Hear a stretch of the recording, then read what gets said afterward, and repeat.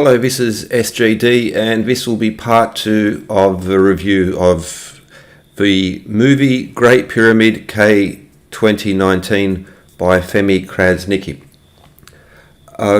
Probably should have included this in part 1, but you'll find that link to that description. And it just, before we get to the nitty gritty of what they're claiming, firstly go through, again, this is almost a textbook of how to sophistry of poisoning the well. So what they do is they create a lot of problems that already have solutions. They don't present you with the solutions, and at the same time say, well, how do Egyptologists explain this? How does the mainstream explain this? How? So like they've put their foot in it in that way. So they're saying that Egyptology, archaeology, mainstream explanations for the questions they pose fail, implying that they have that they know what the mainstream opinion is. Now, whatever the mainstream opinion is also a tricky term. So what so often happens in these alternative technologies is they set up an us versus them. It's like we versus the establishment, you know. But and so they set up false facts, false equivalents. Exclude information, say, but the mainstream fails, and they don't present you with what's actually there. So it's not just about it's a sort of mind control, if you want to put it that way. It's a neuro-linguistic programming, but in the negative sense. So let's just go through. So they start off with the history of mankind as it is written in books is wrong. Well, actually, everything that they say is wrong. All the things that they pose are completely unevidenced or completely wrong. Now, before I get into the nitty-gritty of what they're saying, we'll just go through a few of the points that they bring up. So now they bring up the numbering system. Now, the use of 10. Well, for instance, one Egyptian cord was 100 cubits. They were using, let's say, decimals, but they're also using other number systems as well. But it wasn't just a decimal system purely, and so they mention, for instance, the calendar, and you can see there where we have on the 3 seasons of Egypt. So they had 12 months, but they also had, instead of 4 seasons, they had the 3 seasons. The flood season, inundation, the growth season, and the harvest season. Now, as the name implies, inundation, the flood season, the Nile flooded.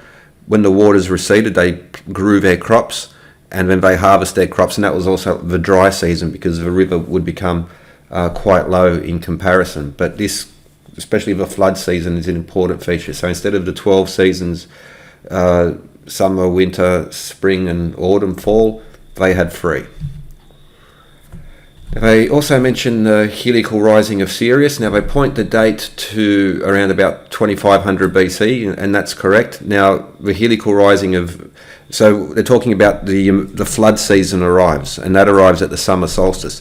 Now at that time, around 2500 BC, Sirius was also in tune with heliacal rising, bringing in a marker of a flood season.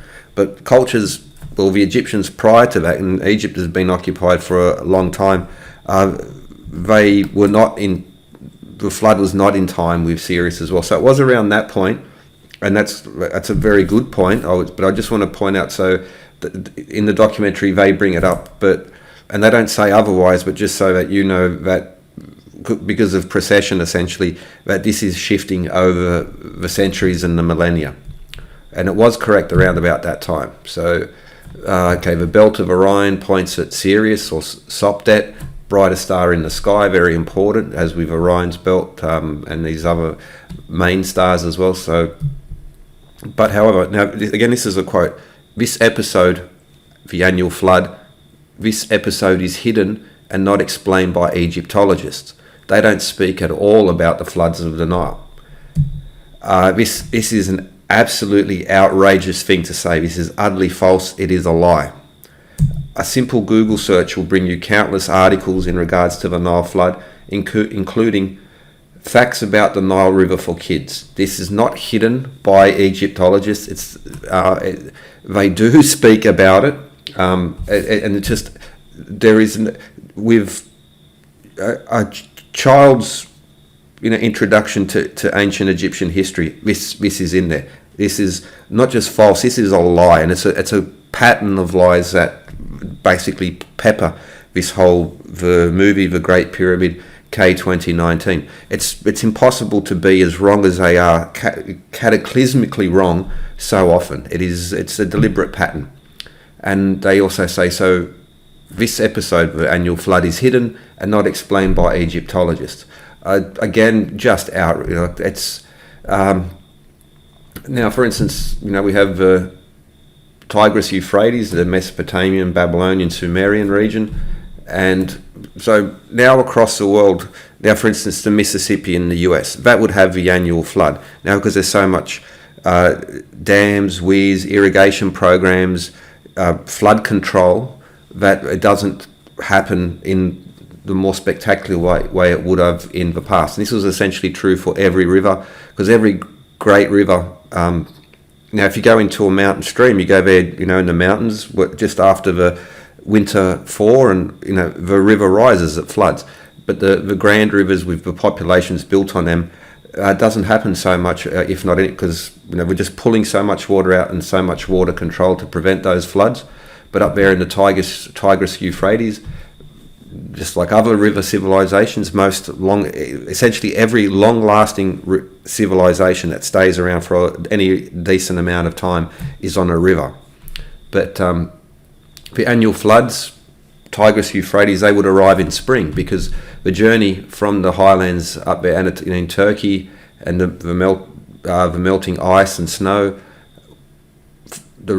Still quite a long river, but the journey was short, and so those annual floods arrived in spring. Now, how is the floods not explained anyway? So up in the Ethiopian highlands, so many people think of Africa, they're not probably thinking about snow, but up in the highlands of not just Africa, but up here, going down towards Uganda and the Congo, and that part of a reason, Lake Victoria. So I haven't even traced the full path of the Nile. I'm beginning it a little bit late, but there's snow and ice up here, and there's also the rains that come. So down there from Lake Victoria and from Lake Tana in Ethiopia, the blue and the white Nile, they come together just around about Khartoum in Sudan, and then they form the larger Nile. And you can see, again, I haven't even traced these lines all the way as they should go. It's rather simple, but they've got a good part of Africa along the north-south axis, which is the longest. So there's a good part of the whole continent that mighty Nile has to flow down, and again in these long bending straits. So that's why the Nile flood arrived in summer. The water had much longer to travel, but it was the rains and the melting ice, especially, and snow that gives life to the Nile. There is nothing secret, hidden, or unexplained about the Nile flood. It is insanely rubbish. Like if you convert it, it's the Mount Everest of wrongness. I've said that before, but this is on the same level of how absolutely wrong this is, and it's so wrong that just again by even really basic research, this is a large production team. They got money and resources. How did they come to the conclusion that Egyptologists hide this and it's not explained, and no one ever talks about the Nile flood? Well, you can't get to it. That's a lie. It's part of a grander program. The only mystery with the Nile flood is how this team don't know about it, and it's in children's historical, kids' books, colouring in books on Egypt will probably talk about the Nile flood. It is just an outrageous thing to say. Now, after the flood receded, and the silt, the mud, would be dropped on the plain, very fertile. That was the reason for their agriculture. It rained unlike other civilizations, like for instance the Greek agriculture, because the Greeks commented on and the Romans commented on the Nile flood. If it didn't rain, they were most of them were in trouble. They relied on yearly rains. It didn't matter to the Egyptians if it rained or not, because the waters come from so far away. And they brought the silt and the fertile.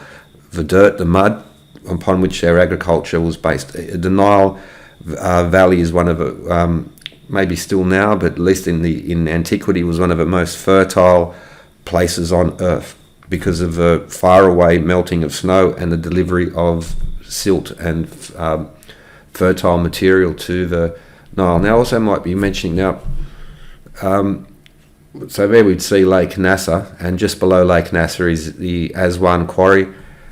At that place is the cataracts. So from here, which is a huge, 900 kilometers down to the Nile Delta, there are no rapids. It's like pure river. There's no waterfalls. There's no rapids to stop them. And along the rest of the Nile, there are a few places where there are rapids, but also in terms of navigation, to bring a boat down.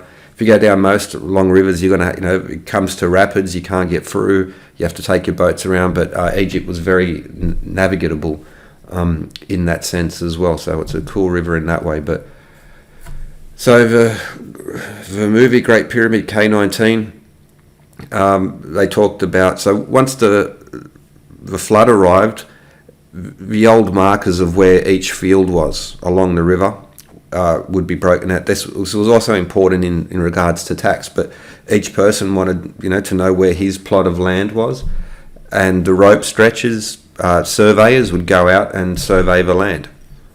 Now, so this is a direct quote. After the flood receded, the Egyptians measured the fields with strings and sticks, and they'll also go on to talk about more complex geometry. Now, why I bring that up is because they measured the fields with string and sticks and were able to do complex geometry. Well, now all of a sudden the ancient Egyptians can measure land and do geometry with sticks and strings. This is a point about them poisoning the well and then separating relevant bits of information that should be next to one another, telling falsehoods and then dropping it back in, because by the time you saw the earlier piece roughly half an hour earlier in the documentary, well, earlier they were talking about this shaft and how it was 1 centimetre narrower at the end as it was the opening and at its level. How did they do this? And they showed this picture of Egyptian tools. So how did they do this with these tools? How was this possible? Well, again, the image that they show includes tools, boning tools to get flatness, plumb line to measure the horizon flatness as well. I showed that in earlier part 1, but also using a plumb line to measure the vertical. So again, how did they do this with these tools? In part 1, I also show examples of people working stone with these tools. I've got other videos where they work granite as well. But so earlier, keeping a tunnel straight and level with sticks and strings was an unimaginable feat. Oh, it's like, how can they? Oh my God, I'm breathless. How can they do this? This is they must have had some unexplained tech. But now all of a sudden, the tools of the Egyptologists, which were useless now, sticks and string, now that the narrative's moved on, they use the same evidence, but it takes on a new worth. It's funny, but it's not surprising now. It is part of this. Whoever made these and arranged the script and documentary is very clever, very, very clever, and not honest, maybe not particularly moral in that word, and I choose that carefully because it's a snake oil merchant, like someone who really knows how to arrange rhetorical arguments to poison the well. But again, and because they separate these things, this is what I also noticed after, oh God, it was painful to watch, but how they sort of drop a piece here and big question, how did they, Egyptologists cannot explain this, and then half an hour later they're dropping all this other stuff. It's anyway. Then they start to bring in standards of measurement in here. Now, full disclosure, basically my whole channel is about ancient weights and measures, geometry, astronomical alignments, and these types of features. So I am not a defender of the orthodox in that sense. At least not in terms of, I hold that the Egyptians had geometry and astronomy at least equivalent to the Greeks, and that embedded in their architecture, because there are repeated geometries, for instance, in the pyramids, that this points to a knowledge of geometry. So in this video they do, they'll go on to mention this.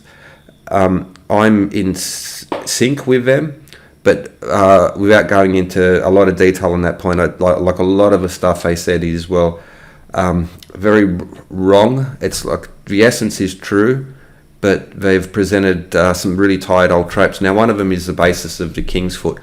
So it's still like an urban legend that the foot was based on the foot of a king. There's no evidence for that, none at all. Maybe was it King John in England, that the cubit would be defined by his arm, but that's about it. But this has sort of entered the collective consciousness in regards to foot measure. Virtually all measures are by fingers, hands, elbows and arms. But anyway, the point is like arms, legs and elbows. So they say the Egyptians experimented with these other units of measurement, because again they make the point, it's something I've mentioned in many other videos, that if you measure the king's foot as a standard, it's just not going to work. It's not feasible in the long term. And then if you look at other ancient texts, such as by the Romans, Vitruvius describes something similar, or Protagoras, man is a measure of all things. Greeks defined their temporal proportions by the proportions of an idealized body. Everyone's slightly different, and even during your lifetime, your units of measurement will change. You grow and then you shrink a little bit at the end. But so then they sort of pose a question, well, how did the Egyptians get a standardized unit of measurement? So they talk about using seeds, grains, and this has actually been something of a standard, because especially where, now so an inch as defined, going back to, forget the English king, was 3 barley corn. So there's even, they call it grains. An inch is 3 grains. But that will give you a good rule of thumb. So back in the day, of course, seeds, as they point out, seeds vary from year to year. But as a rule of thumb, a thumb is an inch. That's the origin. The width of your thumb is an inch. That's the original description. And you can use grains as a rule of thumb. But as was the case going back to ancient times, such as pholos in Greek cities, they would have an official standard, like a yardstick there, which was the official measurement. But anyway, they're bringing up the point of, and we're still coming to grips with this now. The kilogram was recently redefined prior, to the 70s, and the connection of the speed of light and the second and the meter. All these things were differently defined, and we're still moving forward in trying to find a pure definition of weights and measure. It's something that we haven't completely finished ourselves, but this was an important question back in the day. Standard units of weights and measure. You want to measure land. When you go buy an ounce of expensive spices at the market, you want to, this is an ounce, this is the official ounce. When you buy a yard of cloth, you know that I need, the length of cloth I'm buying needs to be this long to cut out, how to make my cloth. You need a minimum length to make a suit, for instance, still now. So all aspects of economy, where it's tax, land, every aspect of trade, standard weights and measures, it's one of the fundamentals of every civilization, really. But they're posing the questions, how did the Egyptians get to their standard of measurement? Okay, this is again what they say. Then they had the idea to measure water. Measuring drops of water, so they're saying that by measuring drops of water to find the standard definition of length. And so we drop a piece of water, then we use that as a marker. Now, again, I'm a big fan, a big defender. I've done a lot of videos I've posted on this. I'm a big defender of connections between the ancient Egyptian cubit, the meter, and the imperial system, but also to Mohenjo-Daro, ancient Greek units of measure. That there is that there is a method to the madness of all these supposedly unconnected units of measurement, and that the meter has a much older origin than what we'd usually consider. So I'm, again, it'd be hard to find a better friend of this concept of advanced geometry, units of measurement coming together. However, like they say, fresh water from the Nile, they measured one drop and then another, they were all the same size. from the lower Nile to the upper Nile, the drops were all the same size. And now what they have is a picture of red granite in the background, like a real picture, and then they have these illustrations on top. So the diameter of each water droplet on a waterproof surface like granite or alabaster is constant. So that's a big statement again here. Now, this had to be animated because it is not true. For the price of 10 drops of water, they could have tested this vital information and demonstrated. They're saying that this is a constant. So, well, it's not a constant.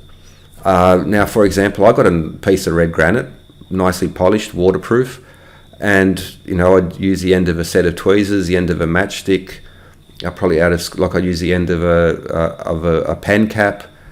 So I was using the same tools. The water droplets would vary in size. They did vary in size. This is so easy to test at home. You just need a waterproof surface.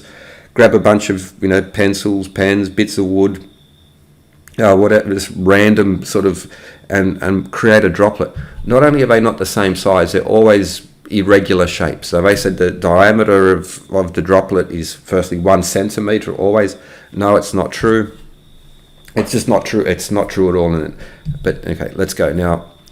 Okay, I'll just grab pictures off Google Images because you look at on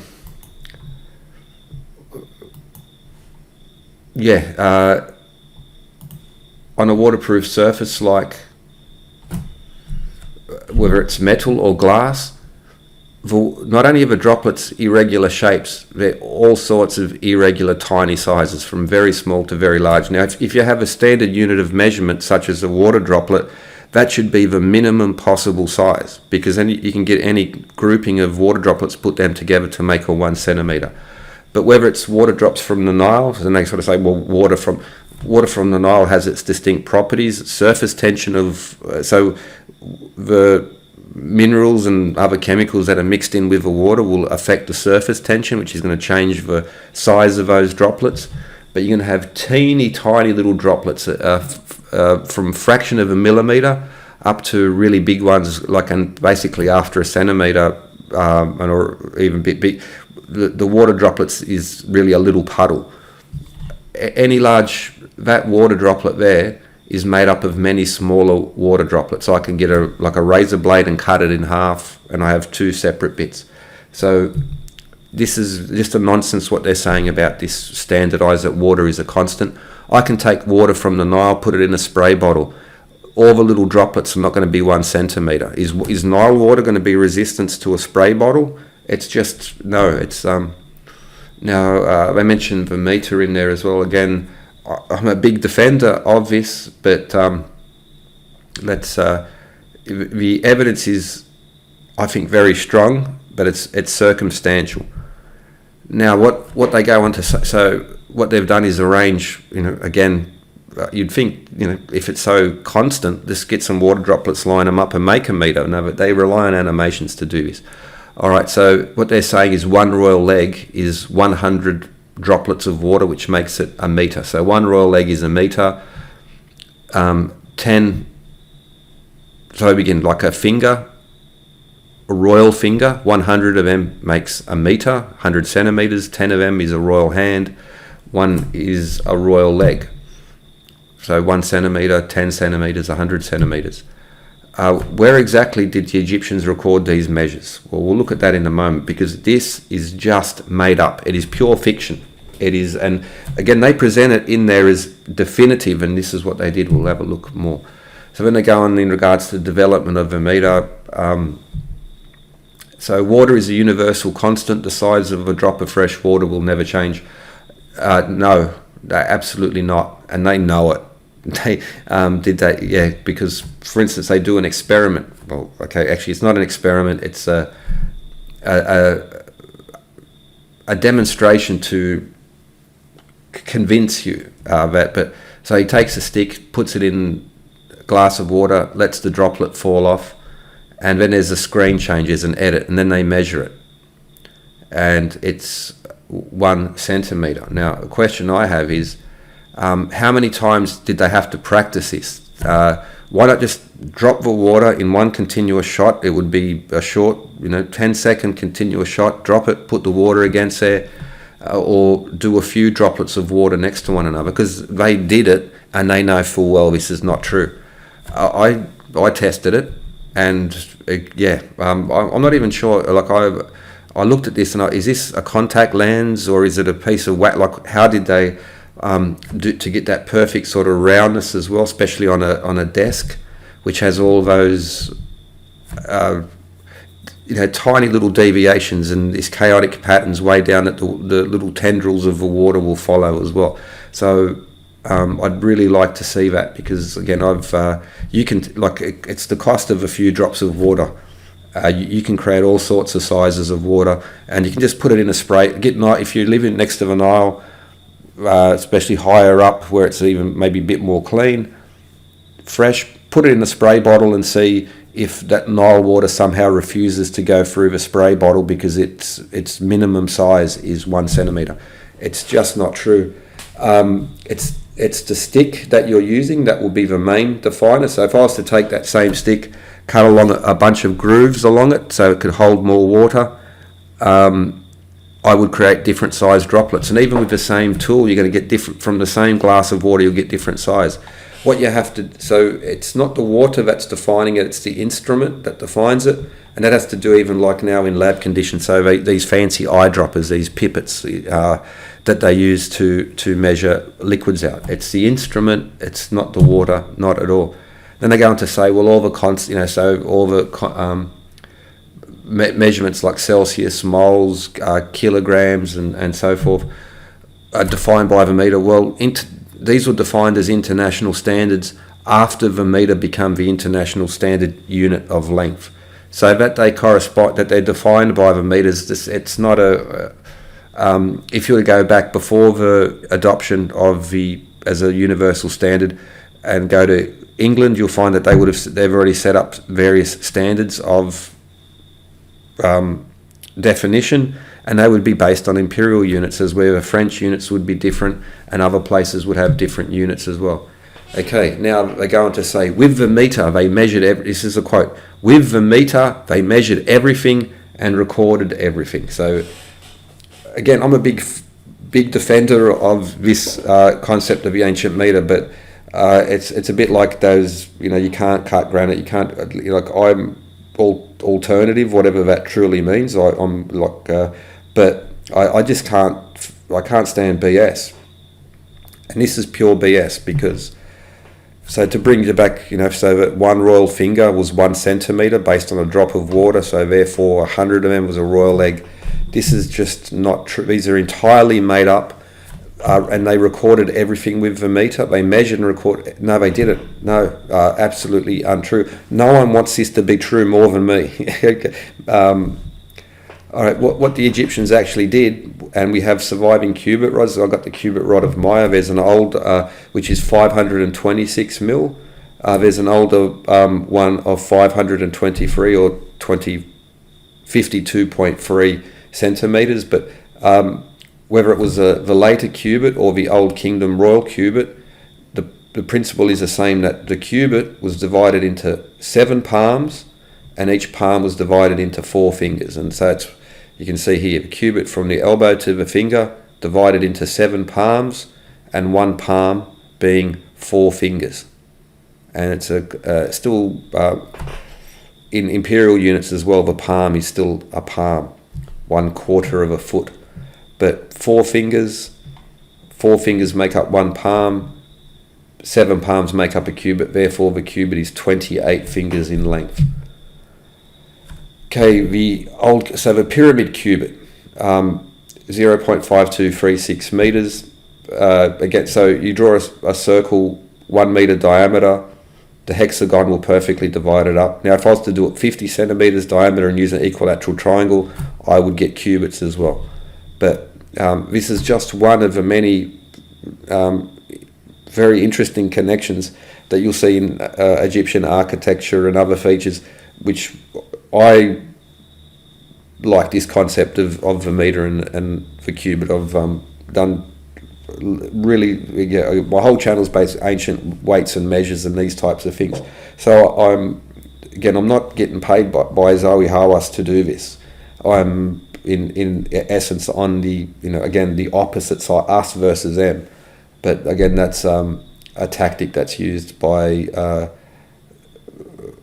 profiteers. But anyway, Old Kingdom, pi over 6 meters.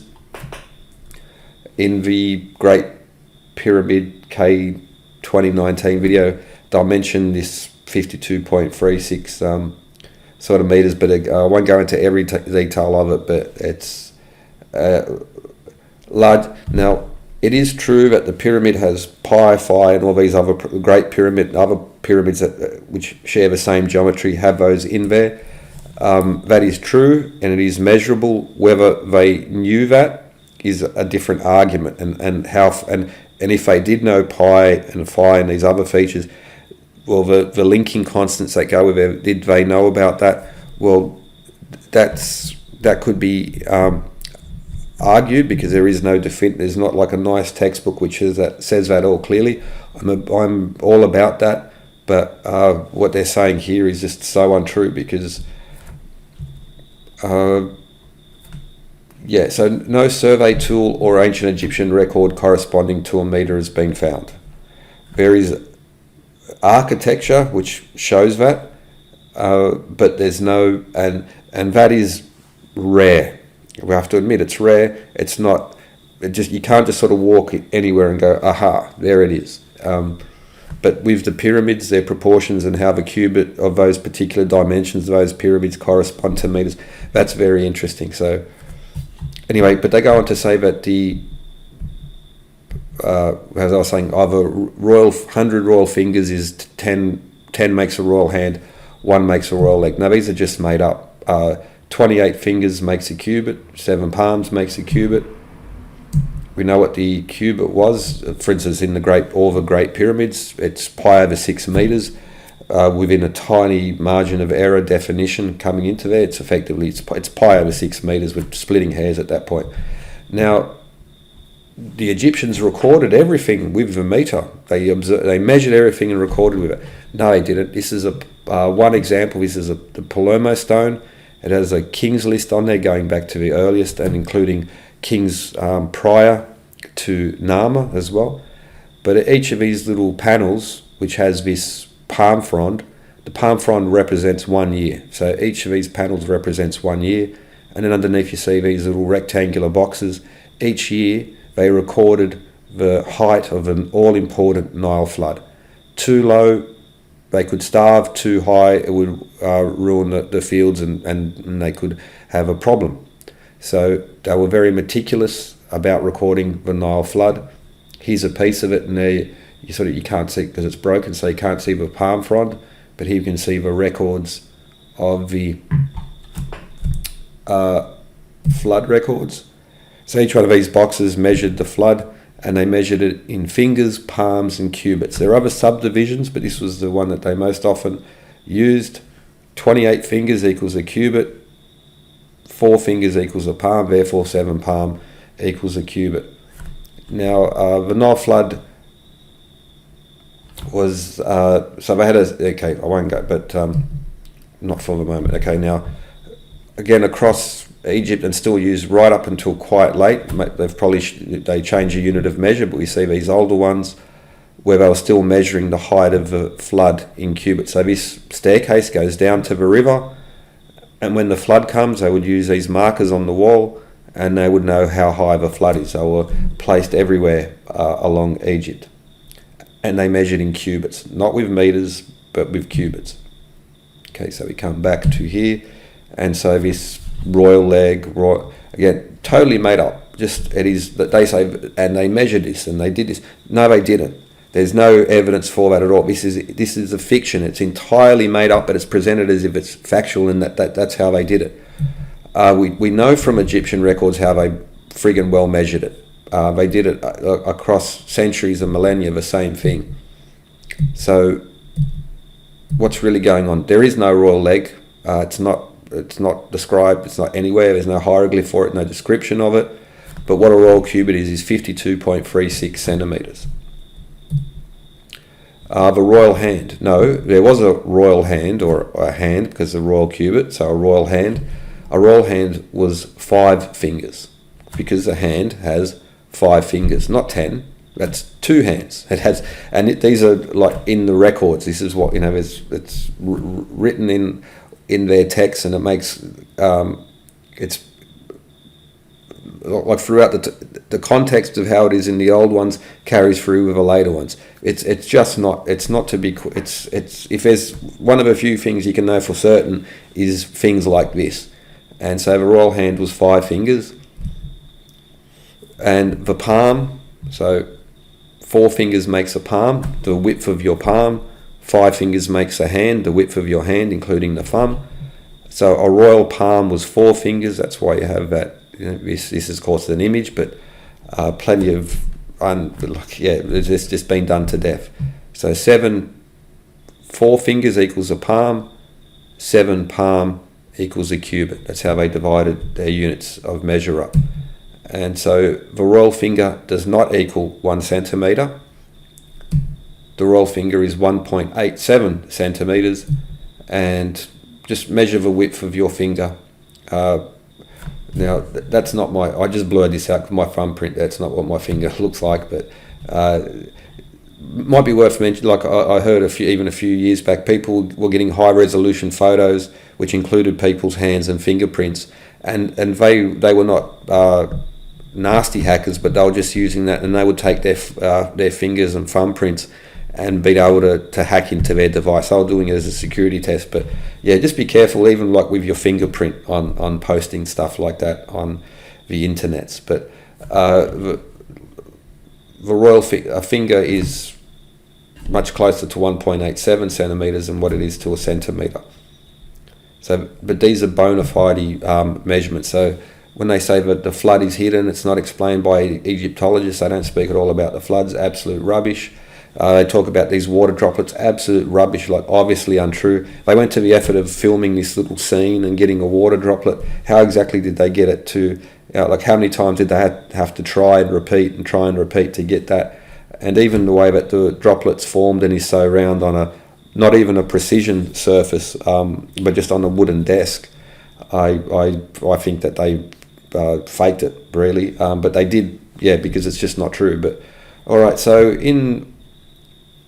then now it's a bit out of, I put those pieces together, so we go back to 38 minutes. They show the Pyramid of Menkaura, and you can see these large blocks along the bottom. So basically along this line, all small blocks, under there it's all large blocks. Well, it's not, it's actually bedrock.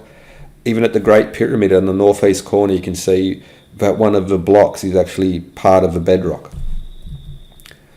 And so they say this block, 58 tons, like, it's unimaginable that they were transported and cut. Well, why? But anyway, then they show the Menkaura Valley Temple, and they say, well, especially the blocks they show are not 300 ton, but they focus on that part, and it's, well, this must be, again, this is all poured concrete according to them. This is poured in molds, because how else would this granite drain, which comes to the outside, fit in there?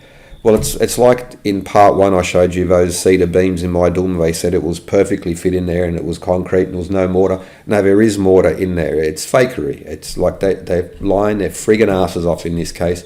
And I try to get a more high-res picture of this granite block, because there's so often the case, it's mortar, gypsum mortar was used widely in these constructions. But even from that image, again, like they say, perfectly fit. Well, I don't know, like all this, masons can do these things.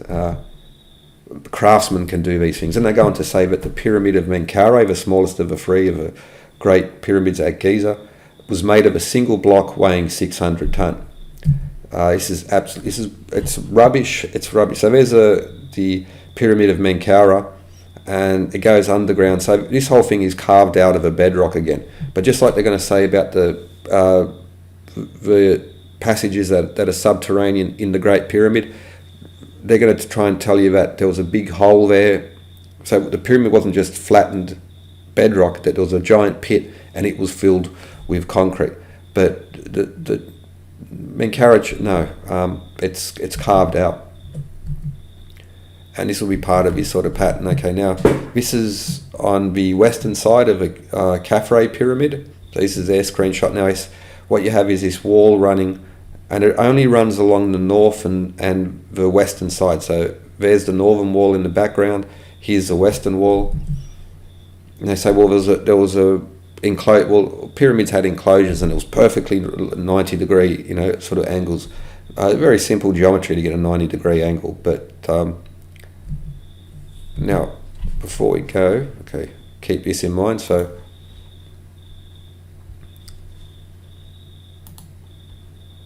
let's zoom in a little bit.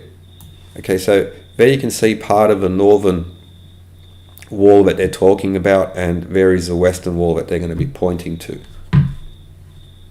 Just to put that in frame. So that's the Khafre pyramid, and even from this aerial view you can see the difference. So up to a certain height you can see, and then it changes to smaller blocks. That's all bedrock.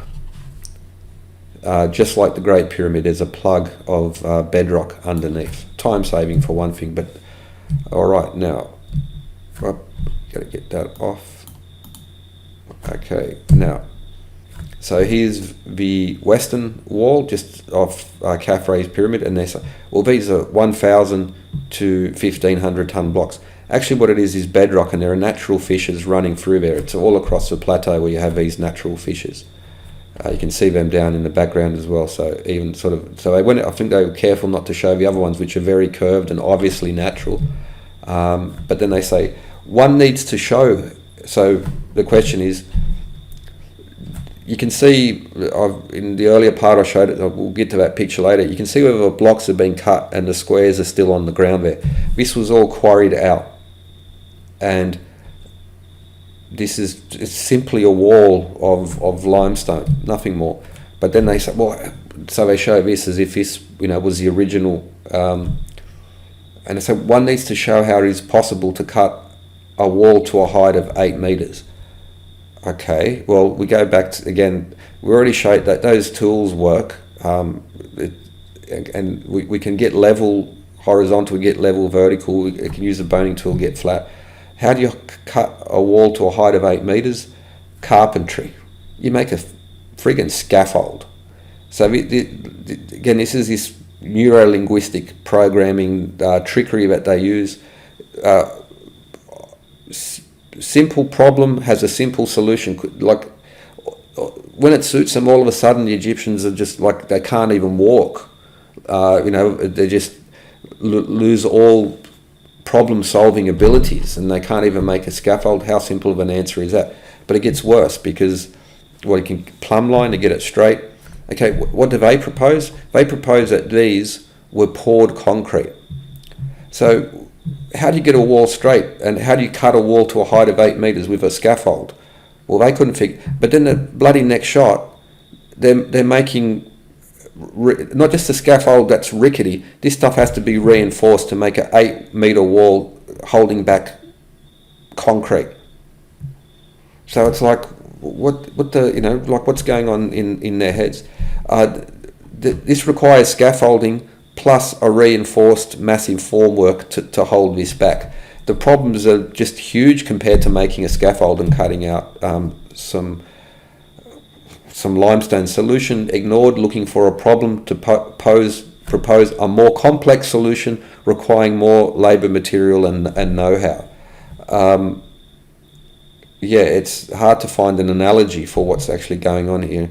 And also they show this hill in the background, but that's just their graphics. But so nope, it was not like that to begin with. All you need is scaffolding and the tools we've already demonstrated, to cut. It's limestone, and this wall. Okay, so we see this picture now. You see where there's been some work done here, and masonry work, where they've patched that piece up. All right, so there's that piece, and now you can see it. There it is there. This is from a Google Earth screenshot. Now in the background, so that's the western wall. There we see the northern wall, and you can even see the decline, the angle that it's going down at, that particular wall. Here's the Khafre pyramid, that's the western side, and again those the pieces literally connected to the bedrock.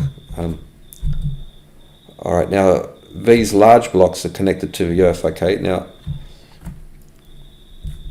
there's these little so there's some work's being done. Okay, but you also see these vertical lines. Well, they correspond to the fissures, which are also found on the other side as well. There are all sorts of cracks and natural fissures throughout. It's limestone. Where you have limestone and water and allow for time, you have fissures, cracks, cave systems as well. Virtually every great cave system in the world is a limestone cave that's been cut out by water. Not all, but the bulk of them. All right, now notice that line. Now what if I extend that line and keep it corresponding to that angle? Okay, you can see that the angle of that northern wall, the height of the western wall, and those large blocks match up. This was quarried out, and to save time and to have a better base, they just didn't go down all the way to the ground. All around the Khafre pyramid you can see this, and on the northeast corner especially of a Great Pyramid you can see where they've incorporated bedrock to make it look like a block, but it's a pin. It's structurally sound, it's time saver as well. So that's what's happening there. All right, so now we can see, so that's where the position is of that more landmark type of masonry work where it's being done. We can see that same spot down there. Okay, now, so what is actually happening is that this enclosure, which it was an enclosure, but the wall itself of that stone is only where this blue section is, to the west and to the north of that. It does not surround the whole thing. Now, note also that the plateau goes down to the river. There's a slope there as well. That slope matches the slope of the northern wall. This is all natural structure. There you can see again the north wall. You can see the strata. So when they built this wall, they even went, okay, we've got to implant strata. We've got to put layers of different quality stone, and with these gaps in between, so that in the future we can bamboozle the people and think, no, this is not. It's remarkable. It really is. Now, notice even you can see the wall tapers down. So when you get towards the northwest corner of Khafre's pyramid, this wall is tapered down to nothing because it's following the natural contour of the land. The land is sloping down towards the river. All this area was removed to create a flat base around Khafre's pyramid. Again, you can see the natural strata in there as well, and not to mention fossils in the bedrock. It's limestone. Now, the Sphinx would be another example of these natural layers in the rock. You can see them, different qualities of light. So it's all limestone, but different, like high quality limestone, and there's some low quality limestone. It's just visible everywhere. It's been done to death. So now, okay, let's assume it was a wall. Well, what was this wall holding back? Sand? What was it? Why did they build this wall to hold back this? Well, the wall is attached to the bedrock which is behind it. That's what it is. Now, you can see a map of the contours. So down here is a river. Each time you go up one of these lines, you're increasing in height. And you can see that Menkaura's pyramid is a little bit higher than Khafre pyramid. Khafre pyramid is a little bit higher than the Great Pyramid on their level. The Great Pyramid is higher as a structure, or was higher as a structure, but each of those gets a little bit higher. And notice again, even at the Menkaura pyramid here, how they've contoured the land to create that same flat base on which to build the pyramid. Same that they've done here at Khafre, and the same they've done here at the Great Pyramid, those straight lines. And it gets higher, so higher and higher, further up you go, 105 down to 70. So there's the enclosure that they're talking about. So if that was, okay, assume that was a wall, well, all of this is pure poured concrete. The entire Giza plateau is poured concrete because it's behind, and how did that get there? So west wall, you can even see, you can see the tapering following the contours. And if that was what they're saying about this wall, all of this would have to be poured concrete. Actually, why not everything? Because each of the pyramids is entirely made of poured concrete. And this is actually what they do essentially. Well, in essence, they're saying something even more ridiculous in there. Then they start to talk about, okay, so that's their theory of the construction of a Great Pyramid. This plug here is not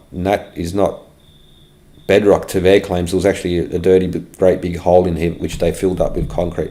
But that'll be for the next part, because when they start to talk about the features that go, their theory and the way they state, so like it's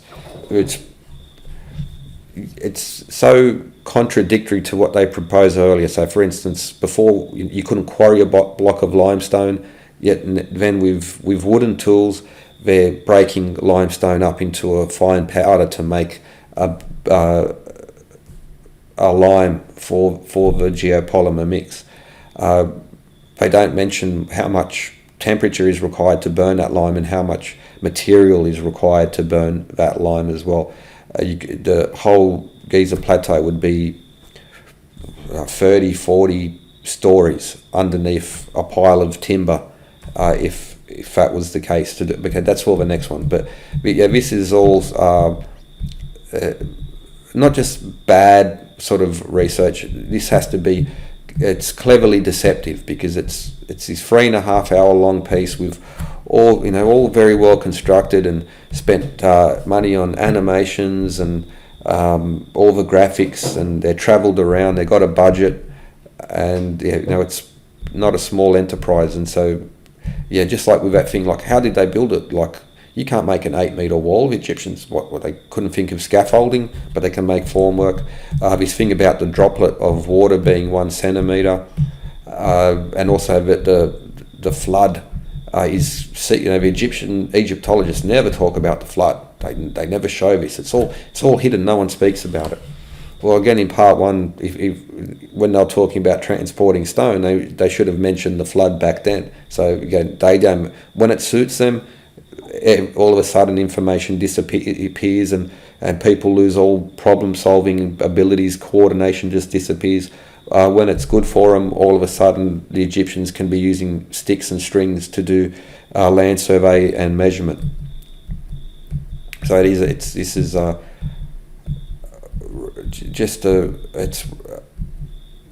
so wrong. Like, you deliberately have to go out of your way to create this type of thing. And again, just with tests, it's just bad stuff. So again, this is not just sort of like technically wrong. It also goes that further step of being deceptively created to create a narrative and to sell, and it's also the use of invocative music that goes through it. So the script is very well written and very clever, the way they'll just drop something in there and then move on to the next thing, and they've got this big sweeping music as they come up. It is the they miss their calling. They should have gone into making fiction. Well, they actually are making fiction, so what am I saying? But like making fiction with letting the consumer know that it's fiction, not trying to present a bunch of false facts and bad arguments and non-existent research, which is really in fact deceptive presentation of information. It's poisoning the well, sophistry. Okay, that's part two. The final part, we'll just go through the claims in regards to especially cutting granite with like, so they also talk about melting and cutting granite, and I'll go into that because again, it's just impossible. Even if you could create the device to do it, when you cut granite, if you heat it up to those temperatures, it's going to cause thermic shock, and the granite will be ruined along that heated part. All right, so that's end of part two. Sort of goes along with part one, that it's sophistry. It's deliberately set up in a way to present an argument leading to it. It's if it was just bad, it would be just, I wouldn't even bother. But I especially hate this deliberate falsehoods, and this is what it is. It's snake oil, and again, people will sort of see this, and you think, well, look at how this is a well-made documentary. They must have researched this stuff. No, well, they must have, but they ignore everything. They don't want you to know. So, okay, part 2 over, and I'll finish it in part 3. I won't go through all because they even bring up the glyphs. Oh my god! But we'll go through their sort of other claims, and especially the bits that they miss out, because they literally say that the whole Giza Plateau was. We'll go into that in the next one, but it's remarkable. It's just terrible stuff. Terrible. Cheers and have a good one.